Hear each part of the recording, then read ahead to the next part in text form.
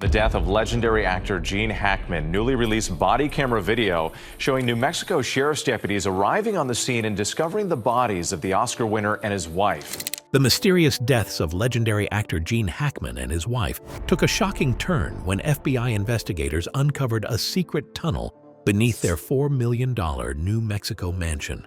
Detailing why deputies needed to go into Hackman's home and what they actually found when they went inside. What they found inside left them stunned and speechless.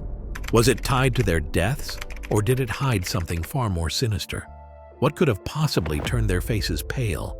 They thought it would be just another routine investigation.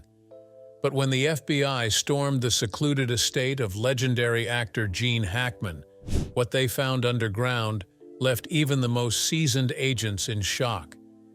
Beneath the sprawling property, a hidden tunnel, stretching for miles, had been expertly carved out beneath the foundations of the estate. At first glance, it looked like an abandoned bunker. But what was inside would change everything. What was Hackman hiding? And why had no one uncovered this secret before? Stay tuned, because this story takes a turn you won't see coming. Gene Hackman is a name synonymous with Hollywood greatness. With 2 Academy Awards and roles in classics like The French Connection, Unforgiven, and Enemy of the State, he was one of the most respected actors of his time. Then, in 2004, he vanished from the film industry, retiring from acting and retreating into an intensely private life. He moved far away from Hollywood, avoiding the spotlight entirely. Fans assumed he simply wanted peace, but rumors swirled. Stories of strange activity around his estate, whispers of underground construction, and sightings of unknown visitors at odd hours. Was there something more to his retreat from the public eye? Apparently, it had everything to do with his background. If you've ever been told you weren't good enough, Gene Hackman's story is one you need to hear. He wasn't born into Hollywood fame. He didn't have connections. He wasn't the type of actor casting directors fought over. In fact, he was voted least likely to succeed. But what if I told you that the very things people saw as his weaknesses became the driving force behind his success? This is the untold story of how Gene Hackman defied the odds. One rejection, one failure, and one fight at a time. And trust me, the road was anything but easy. Gene Hackman wasn't raised in luxury. His childhood was shaped by instability, moving from town to town as his father changed jobs. Born January 30th, 1930 in San Bernardino, California, young Gene had no idea that his life would be full of unexpected twists. His father worked as a newspaper pressman, and while it was an honest job, it didn't provide much. His mother, Anna, tried to keep the family together, but money was always tight. Then came the moment that changed everything. When Gene was just 13 years old, his father walked out on the family. It wasn't a dramatic argument. No loud goodbyes, no promises to return. His father simply shook his hand, got into his car, and drove away, never looking back. That single event shaped Gene's outlook on life. Trust didn't come easy after that. He learned that people could leave at any moment, that the world wasn't fair, and that if he wanted to survive, he had to do it on his own. But rather than letting the pain consume him, he buried it deep inside, fueling a fire that would burn for decades. Gene wasn't an exceptional student. He had a rebellious streak and hated authority. His teachers saw him as disruptive rather than promising. To them, he was just another troublemaker who wasn't going anywhere in life. At home, things weren't any better. His mother struggled to support the family, and Gene felt out of place. The structured world of school didn't interest him. He didn't know what he wanted, but he knew he didn't want to be ordinary.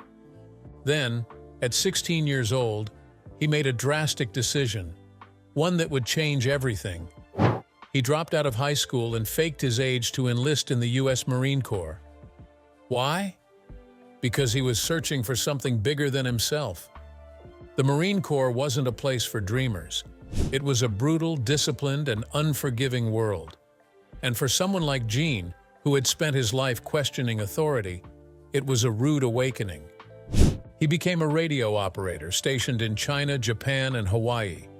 He learned structure, discipline, and resilience. But even in the military, he didn't quite fit in.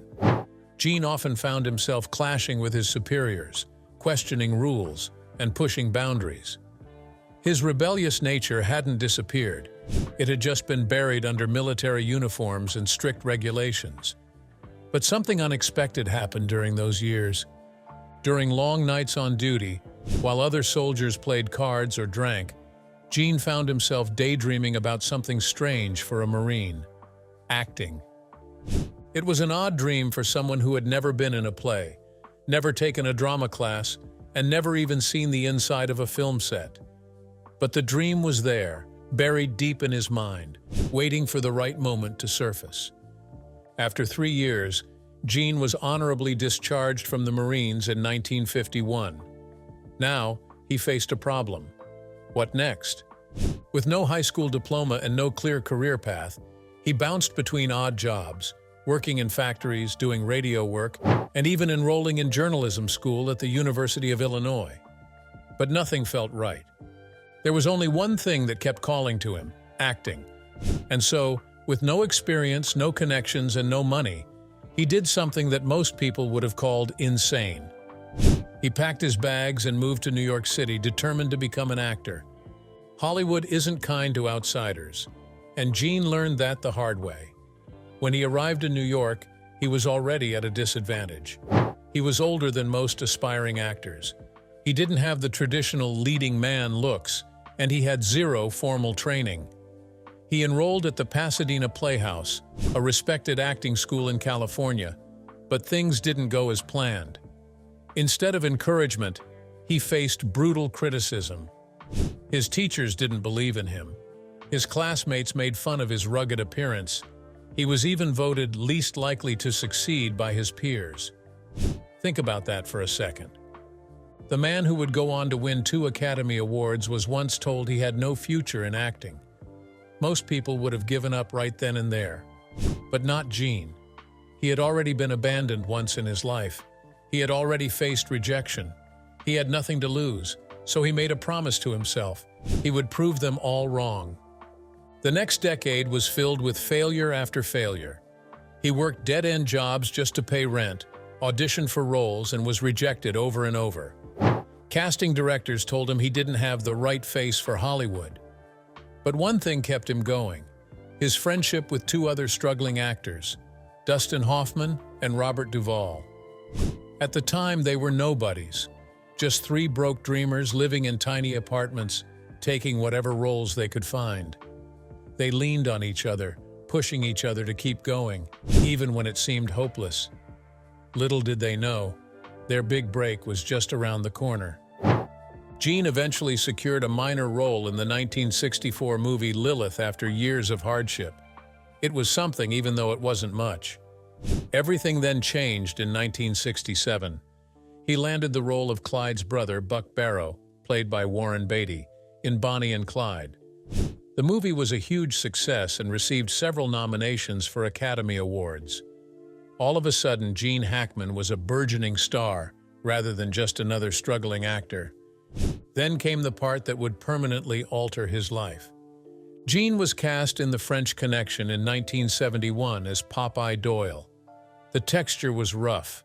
It was unfiltered. Not to be forgotten was his performance. In addition to becoming a classic, the movie earned Gene Hackman his first Academy Award for Best Actor. Once laughed out of acting school, the man was now a household celebrity in Hollywood. The parts came flooding in from there, solidifying his reputation as one of the greatest actors of all time with each movie. Then, in 2004, Hackman made the unexpected decision to retire from acting after more than 50 years in the business. No big goodbye, and without making a big splash, he just turned to leave, as if he was resolved to never be seen again. He quietly never appeared in public, gave interviews, and rarely left his home. For what reason? Because there was nothing left for him to prove. Instead, he focused on writing, which was another love of his. After becoming a writer, he published several novels and led a peaceful life away from the bustle of Hollywood. Hackman, in his 90s, lived a quiet life in New Mexico. He was sometimes seen riding his bike and appeared to be in good health. Most stars found it difficult to leave the spotlight, but Hackman appeared happy writing novels and leading a quiet life in Santa Fe, New Mexico. However, was it really that easy? His estate was the subject of odd stories despite his retirement appearing to be normal. Some residents talked in whispers of strange nighttime activities, including cars coming and going without warning, and individuals moving in the darkness. For years, nobody gave it any thought. Why would a famous actor be involved in something questionable after all? But then, a subsequent incident compelled the FBI to act. He was just taking pleasure in the calm life, according to those close to him. Some thought he had something to hide. One of the few individuals who saw him on a regular basis was his wife, Betsy Arakawa. He and Betsy Arakawa had been together for decades, and in spite of his fame, he maintained a strong bond with the love story between he and Arakawa developed behind closed doors, away from the prying eyes of the public, in contrast to many Hollywood marriages that took place in front of flashing security cameras. She was the only one who had a genuine relationship with the man behind the legendary performances for decades. Even their romance, however, was covered in mystery. But why did Hackman take such extreme measures to maintain the secrecy of their relationship? Despite Gene Hackman's few words and even fewer public appearances, one aspect of his life never changed: his first heartbreak and the surprising turn that brought him to Betsy, the woman who would support him through it all.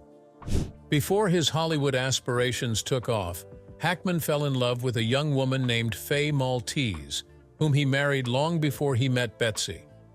While Hackman was still trying to establish himself, they got married in 1956. As he hopped between odd jobs, audition after audition, rejection after rejection, Faye was there for him for years. Everything then changed in 1967.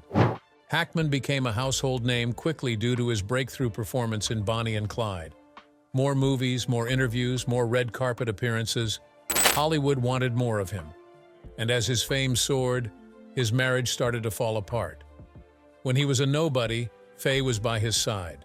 Nevertheless, as a rising star, the demands of success forced them to part ways.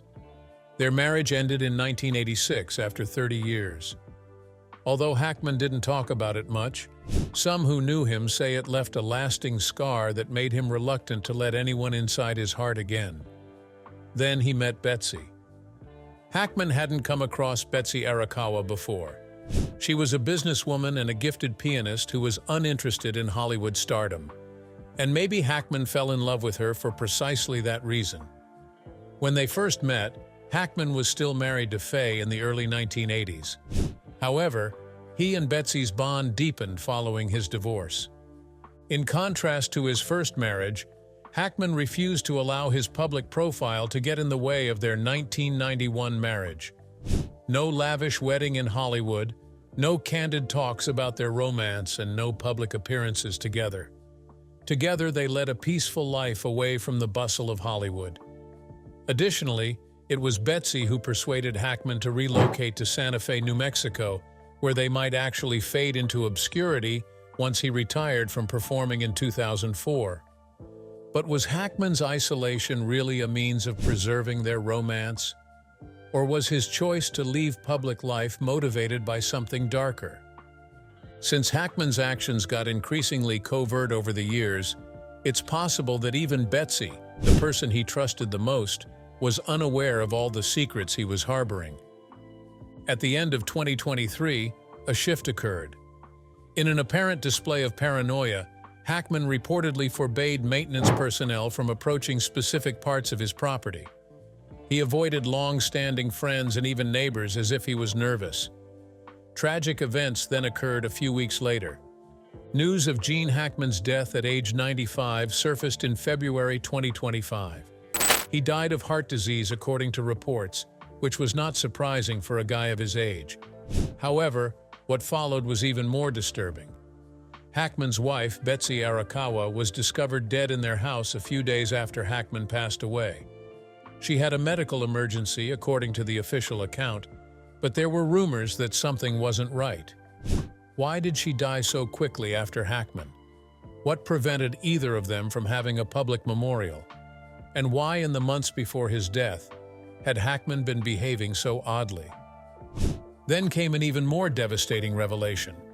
Authorities first believed that there was nothing odd about Hackman and his wife's deaths. As they went over the property's paperwork, however, they saw something. Hackman had been doing a lot of research in the months prior to his passing. His home office was devoid of his personal paperwork, and among his possessions were odd, unidentified plans. Why were these plans created? They described a vast system of underground tunnels that had never been formally documented, which surprised investigators when they looked into them. At this point, the case took a sharp turn. The reason the FBI was called in was not because Hackman had died, but rather because of what he might have known prior to his passing. The FBI raided the mansion in full because there were too many unresolved issues. When FBI agents first uncovered the hidden entrance in Hackman's estate, they thought it was just an old storage basement. But as they descended further, they realized this was something else entirely.